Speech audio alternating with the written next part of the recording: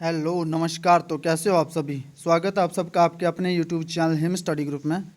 तो आज हम लेके आए आपके सामने इंग्लिश का एक और मॉक टेस्ट, जिसमें आपका ज़्यादा सा पार्ट जो है वो पार्ट ऑफ स्पीच का ही रहेगा। ठीक है, आप एचपी के या फिर जिस भी एग्ज़ाम की तैयारी कर रहे हैं उस एग्ज़ाम के लिए आपके लिए ये जो इंग्लिश के मॉक टेस्ट हैं ये मोस्ट इम्पोर्टेंट रहने वाले हैं। ठीक है, अगर आप अपनी तैयारी कंप्लीट कर चुके हैं, माना कि आपके एग्ज़ाम आ रहे हैं पटवारी के, आपके एग्ज़ाम आ रहे हैं पुलिस के, आपके एग्ज़ाम आ रहे हैं फॉरेस्ट गार्ड के, ऐसा कोई भी एग्ज़ाम नहीं है जहाँ पे आपकी इंग्लिश ना चलती हो। ठीक है, तो आपके लिए बेस्ट अपॉर्चुनिटी है कि आपके लिए हर रोज़ इंग्लिश के मॉक टेस्ट लगाए जा रहे हैं। ऐसा कोई नहीं आपको कि जो इंग्लिश का मॉक टेस्ट आपको यूट्यूब पे प्रोवाइड करता हो हिमाचल में। अगर आप हिमाचल में किसी भी कॉम्पिटिटिव एग्ज़ाम की तैयारी कर रहे हैं तो आप देख लेना, ऐसा कोई भी नहीं होगा जो आपको रेगुलर इंग्लिश के मॉक टेस्ट प्रोवाइड करता हो। ठीक है, तो आपको रेगुलर इंग्लिश के मॉक टेस्ट मिल रहे हैं, वो भी पूरे कंसेप्ट के साथ आपको समझाया जाता है कि ऐसा क्यों है, यहाँ पे ऐसा क्यों होगा। ठीक है, अगर आप ये सारे मॉक टेस्ट अटेंड कर लेते हो तो मैं गारंटी देता हूँ कि आपके इंग्लिश के 10 से 12 नंबर कहीं नहीं गए, जितने करवा रखे उतने भी। पर शर्त यह है कि आपको पूरी कंडीशनें, टर्म एंड कंडीशनें जो रखी है उसकी वो सारी फॉलो करनी पड़ेगी। उसकी जैसे कंसेप्ट बताते सारी वीडियो देखो, ध्यान से देखो, आप सारी वीडियो रेगुलर देखो, आपके 10-11 नंबर इंग्लिश के कहीं नहीं गए। ठीक है, चाहे पटवारी एग्ज़ाम हो या फॉरेस्ट गार्ड का एग्ज़ाम हो या आपका पुलिस का एग्ज़ाम हो। तो ज़्यादा टाइम नहीं लेते हुए स्टार्ट करते हैं हम आज का फर्स्ट टॉपिक। जो आज का फर्स्ट क्वेश्चन है ये भी स्पेशली लिया गया आपका पार्ट ऑफ स्पीच से। ठीक है, सॉरी ये सब्जेक्ट वर्ब एग्रीमेंट से है, सारा पार्ट ऑफ स्पीच में आता है आपका ये। तो स्टार्ट करते हैं फर्स्ट क्वेश्चन। तो आज का आपका फर्स्ट क्वेश्चन है, बोला both drinking and driving dash injurious to health. बोला है कि ड्रिंकिंग और ड्राइविंग दोनों को मिक्स करना ये जो हेल्थ के लिए जो है वो क्या है, हानिकारक है। इंजूरियस क्या होता है, हानिकारक है। ठीक है, दोनों मिक्स करोगे, अगर आपने ड्रिंक करी और ड्राइविंग कर रहे हो तो नेचुरली वो आपके हेल्थ को डिफेक्ट करेगा, क्योंकि कहीं पे आपका एक्सीडेंट हो जाएगा तो लात वार टूट जाएगी। ठीक है, तो वही बात कही गई है कि both drinking and driving dash injurious to health. तो क्या भरा जाएगा यहाँ पे, both drinking and driving is injurious to health, या वाज इंजूरियस टू हेल्थ, या हैज़ इंजूरियस टू हेल्थ, या आर इंजूरियस टू हेल्थ। मैंने कल भी आपको ये कंसेप्ट बताया है कि जब भी कोई सेंटेंस आपका बोथ और एंड से जुड़ा हो तो उसके बाद जो आपकी वर्ब आएगी वो हमेशा प्लूरल आएगी। ठीक है, प्लूरल वर्ब आएगी। तो both drinking and driving are injurious to health. ठीक है, ये कंसेप्ट याद रखना अपना कि कंजंक्शन में जहाँ भी आपका बोथ आ गया, ठीक है, और बोथ के बाद आपके जो नाउन है वो जुड़े होंगे एंड से, ठीक है, तो उसके बाद जो आपकी वर्ब है वो आएगी प्लूरल। ठीक है, तो ये आपने ध्यान रखना है, यहाँ पे जो है आर आएगा। ठीक है, both drinking and driving injurious to health. चलते हैं नेक्स्ट क्वेश्चन की ओर। नेक्स्ट क्वेश्चन आपका कंडीशनल सेंटेंस। रोज को आपको मैं एक नए कंडीशनल सेंटेंस जरूर रहता हूँ और ये एज इट इज़ यूज़ होते हैं, आपने इनको याद रखना है। ठीक है, तो एक एक इसलिए रोज कराता हूँ कि आपके ऊपर ज़रा वर्डन ना पड़े, अगर इकट्ठा लाऊंगा मैं सारे तो आप कन्फ्यूजन हो जाओगे। ठीक है, ये भी आपका कंडीशनल सेंटेंस है। यहाँ बोल रहा हूँ मैं कि if I were PM of India, I were PM of India if. अब बर क्यों लगाया आपने, ये भी देखना है। आई के साथ तो वाज फॉलो होता है ना, तो मैंने बर लगाया। तो बर जो मतलब दे रहा है यहाँ पे, वो दे रहा आपकी इच्छा का। ठीक है, तो इसलिए आई ये एक्सेप्शन है कि आई के साथ वर यूज़ करेंगे। If I were PM of India I would something new for nation. तो यहाँ पे क्या भरा जाएगा, फॉर्म कौन सी आएगी वर्ब की, तो आपने वो यहाँ पे राइट फॉर्म फिल करनी है। ठीक है, तो ये बोल रहा है कि if I were PM of India, तो यहाँ पे जो मतलब जो मैं अपने नेशन के लिए कुछ कुछ नया करता, कब करता, जब वह देश का प्रधानमंत्री होता है। ये इमेजिनरी कंडीशनल सेंटेंस है आपका। ठीक है, और इमेजिनरी कंडीशनल सेंटेंस में आई वर का यूज़ करते हैं हम, आई वर का। और आगे वुड के साथ क्या लगेगा, वर्ब की फर्स्ट फॉर्म का यूज़ करते हैं। ठीक है, तो if I were PM of India I would do something new for the nation. अगर मैं अपने देश का प्रधानमंत्री होता तो मैं अपने देश के लिए कुछ नया करता। देश का प्रधानमंत्री है क्या, नहीं है, ये सिर्फ इमेजिनरी है उसका, तो वो कुछ नहीं कर सकता क्योंकि वो देश का प्रधानमंत्री नहीं है, वो सिर्फ इमेजिनेशन कर रहा है, कल्पना कर रहा है। ठीक है, तो काल्पनिक सेंटेंस के लिए हम ये जो कंडीशनल सेंटेंस है आपका ये यूज होता है, इफ़ आई वर। इसका एक बार मैं आपको स्ट्रक्चर बताता हूँ कि इसका स्ट्रक्चर क्या होता है। तो इसका स्ट्रक्चर देख लीजिए आप, इफ़ आएगा, ठीक है, फिर आएगा आपका सब्जेक्ट, आपने इसका स्ट्रक्चर याद रखना। हर एक आपका कंडीशनल सेंटेंस का स्ट्रक्चर मैं लिखवाता हूँ, आप स्ट्रक्चर को इस तरह से अगर आपके सामने स्ट्रक्चर होगा तो आप जो है वो आसानी से इस सेंटेंस को पहचान भी सकते हो और बना भी सकते हो। इफ़ आएगा, फिर आएगा सब्जेक्ट, फिर आएगा वर्ब, ठीक है, फिर आएगा आपका ऑब्जेक्ट, फिर आएगा आपका यहाँ पे कोमा अपना ध्यान रखना है, यहाँ पे नहीं लगा, फिर आएगा आपका सब्जेक्ट, फिर आएगा आपका वुड, ठीक है, फिर आएगी आपकी वर्ब की फर्स्ट फॉर्म और फिर आएगा आपका ऑब्जेक्ट। तो वर्ब का आपने विशेष ध्यान रखना है, ये इमेजिनरी सेंटेंस में होता है, ठीक है। If I were PM of India I would do something new for nation, तो वर्ब की फर्स्ट फॉर्म आती है यहाँ पे, तो ये इमेजिनरी सेंटेंस है, आपको ये याद रखने हैं। चलते हैं नेक्स्ट क्वेश्चन की ओर। Neither Neha nor Kalpana has done his work, तो आपने ये याद रखना नाइदर नेहा, इसका मतलब समझो पहले। नाइदर नेहा, आगे क्या बोला इन्होंने, नॉर कल्पना। अब इसका मतलब क्या है, ना तो नेहा ने और ना ही कल्पना ने अपना होमवर्क किया है ख़त्म, ठीक है। ना तो नेहा ने अपना होमवर्क ख़त्म किया और ना ही कल्पना ने, मतलब दोनों में से किसी एक ने भी नहीं अपना होमवर्क ख़त्म करा। तो मतलब इस कंडीशन में ये आपका क्या भरा जाएगा, इसमें भरा जाएगा हैज़, सिंगुलर वर्ब आती है, ठीक है। कब, नाइदर, जहाँ पे आपका नाइदर नाइदर लगा होगा और आगे नॉर से। और एक बात याद रखना, नाइदर आ गया तो नॉर भी आएगा, ठीक है, ये एक दूसरे को फॉलो करते हैं नाइदर और nor.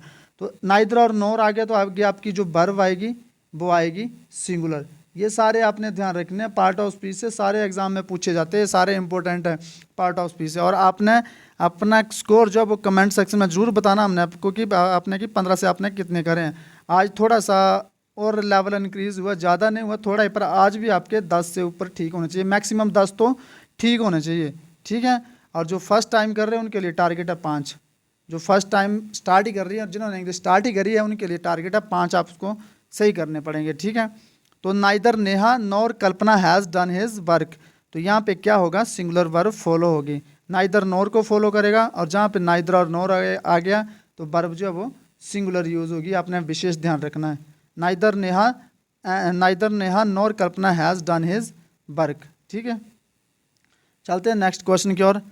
Hard on the eyes, correct idiom phrases, आपने बताना इसका कि इसका सही मतलब क्या होगा। यहाँ पे नीचे जो दे रखे हैं आपके, हार्ड ऑन द आइज, इसका जो सही इडियम जो इसका मतलब होगा इस इडियम का सही, वो आपने बताना है।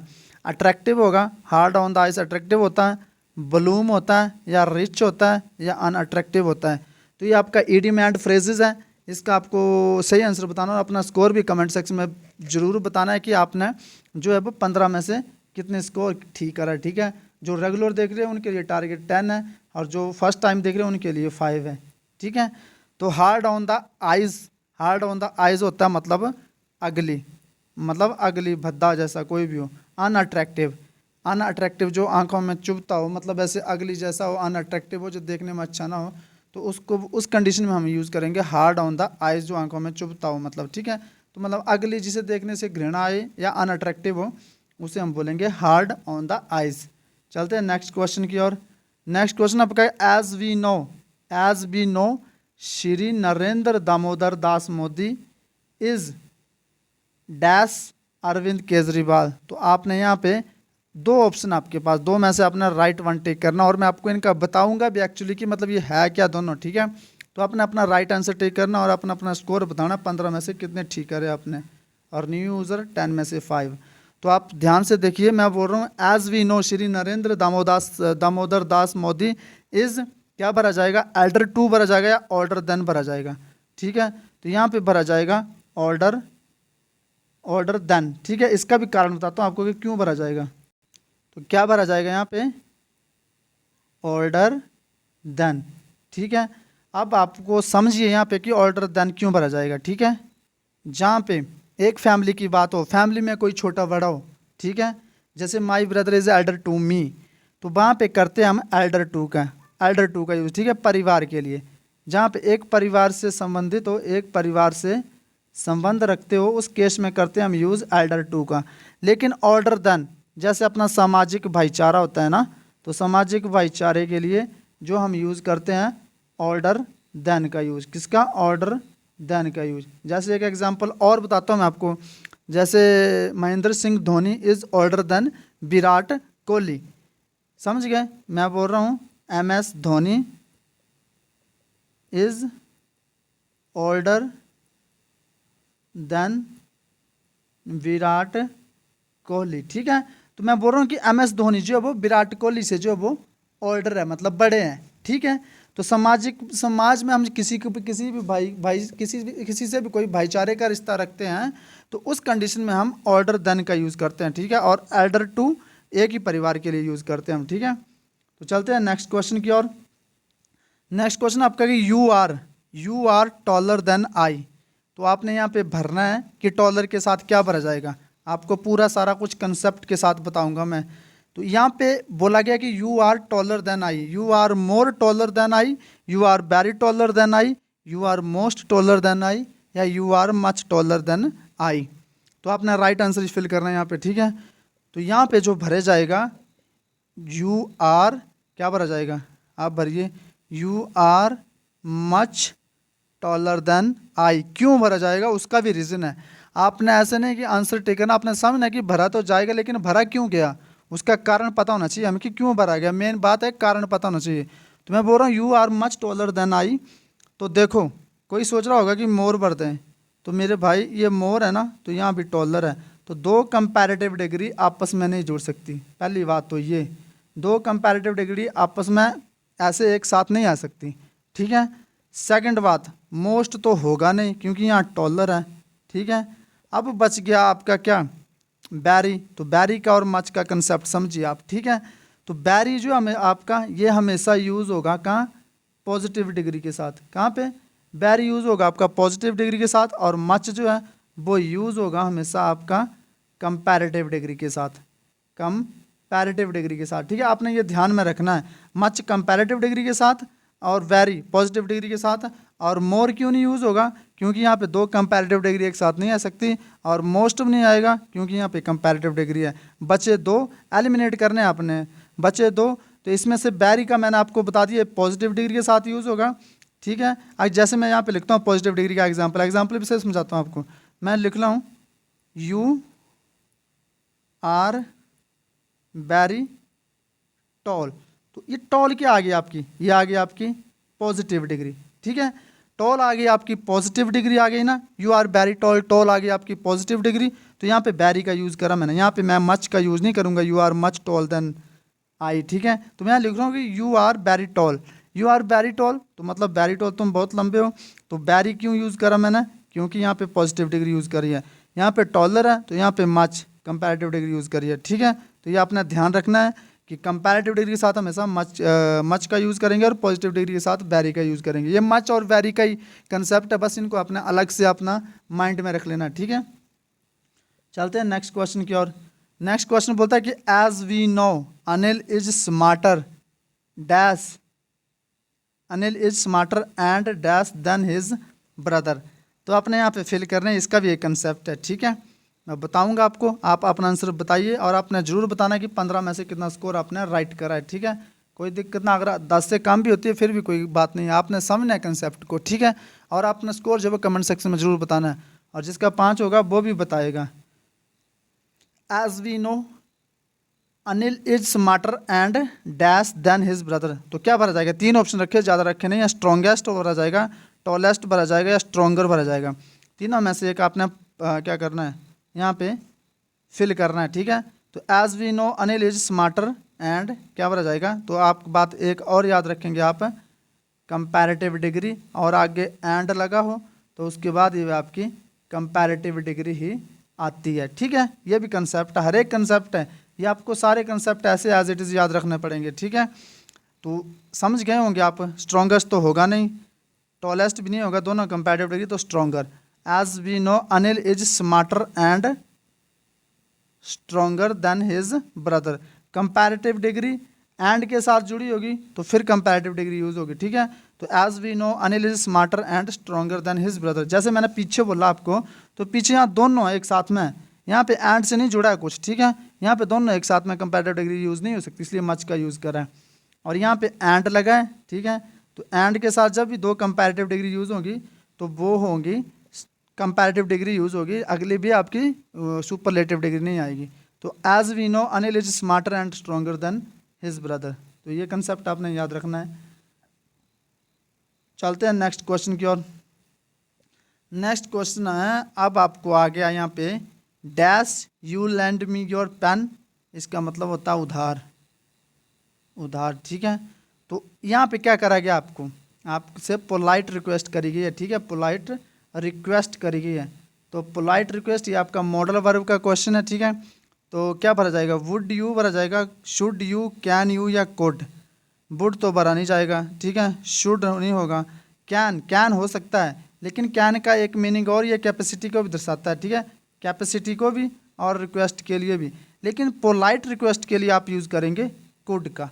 कुड जो है ये स्पेशल ही बनाया गया किसके लिए, पोलाइट रिक्वेस्ट के लिए, पोलाइट रिक्वेस्ट के लिए। तो आपने देख लेना, अगर कैपेसिटी की बात करी जा रही हो तो आप यूज़ करेंगे किसका, कैन का, और आपके पोलाइट रिक्वेस्ट करी जा रही हो तो आप यूज़ करेंगे कुड का।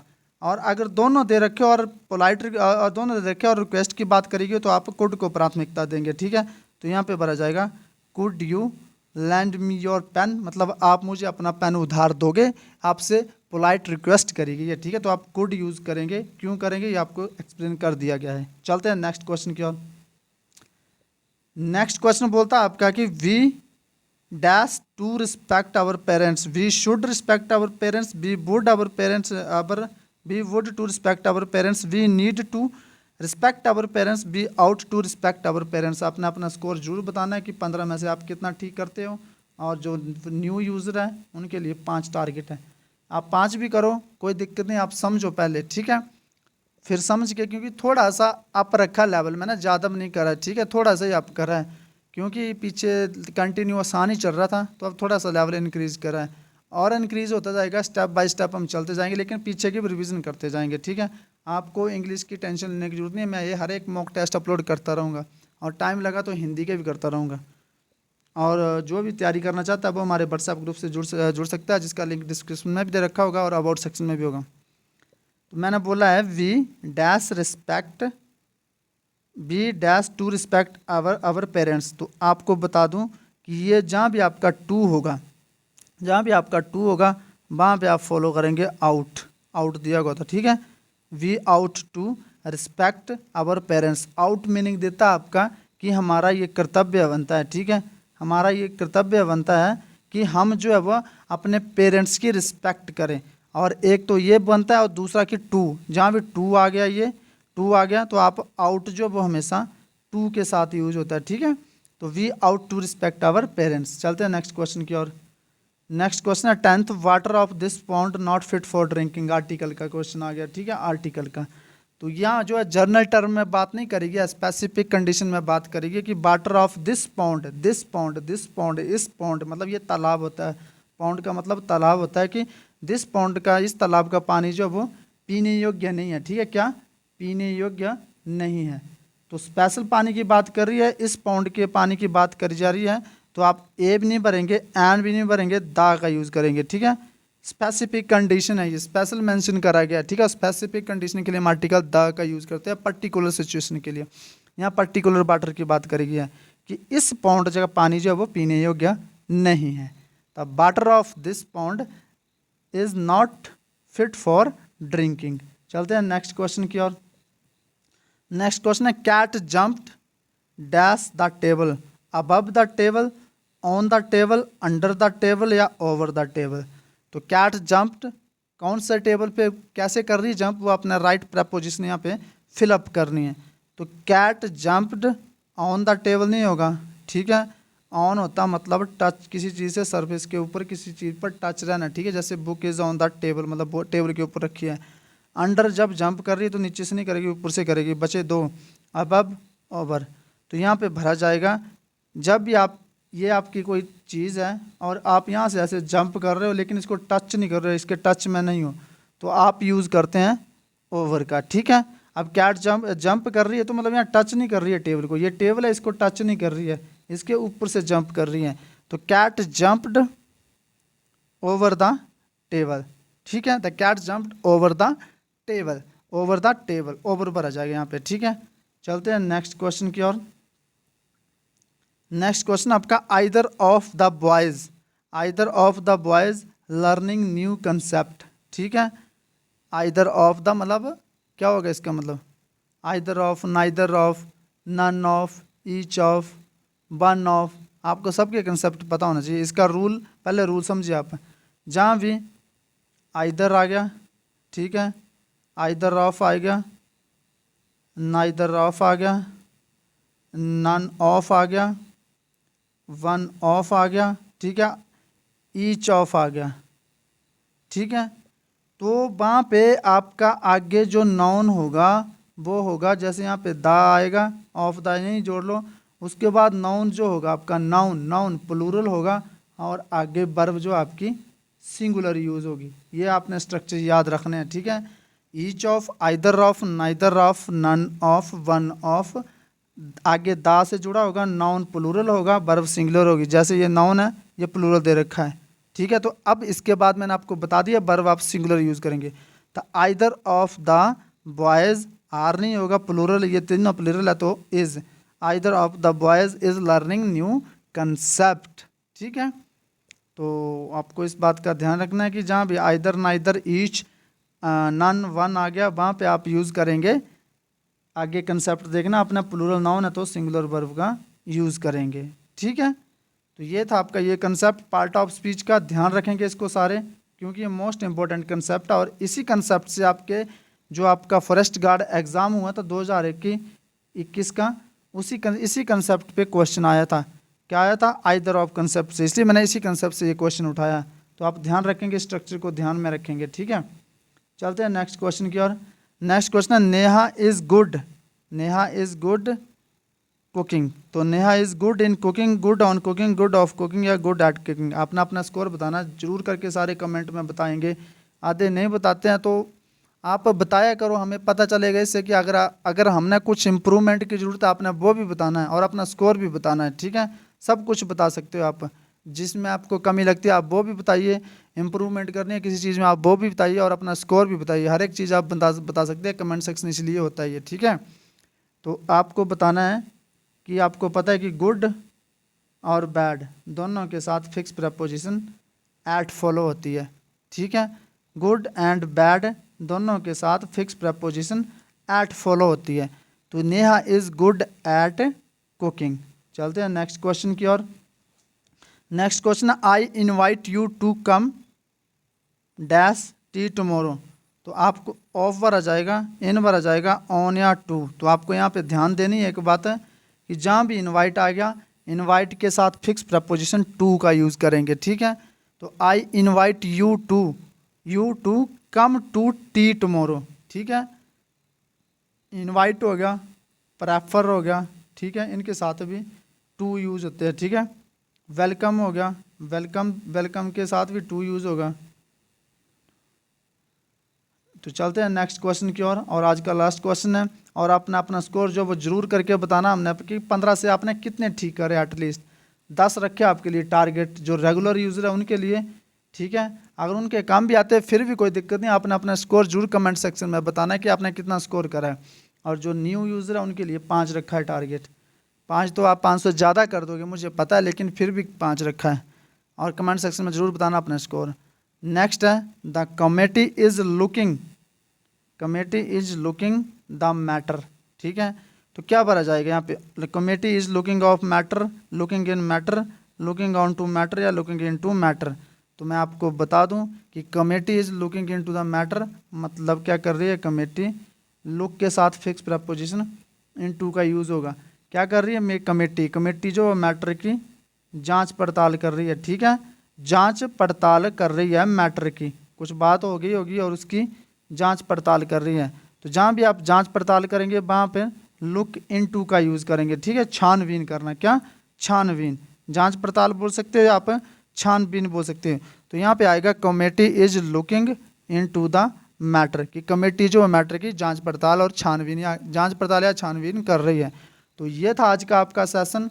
आपने अपना स्कोर जरूर बताना हमने कि जो आपने 15 में से कितने क्वेश्चन ठीक कर रहे हैं। जितने मर्जी करे होंगे, 1 2 3 4 5 6 7 8 9 10 जितने भी करे होंगे, आप अपना स्कोर जरूर हमें कमेंट सेक्शन में बताइएगा, ठीक है। तो ये था आज का हमारा सेशन, और इसी तरह की वीडियो आपके लिए आती रहेंगी, ठीक है।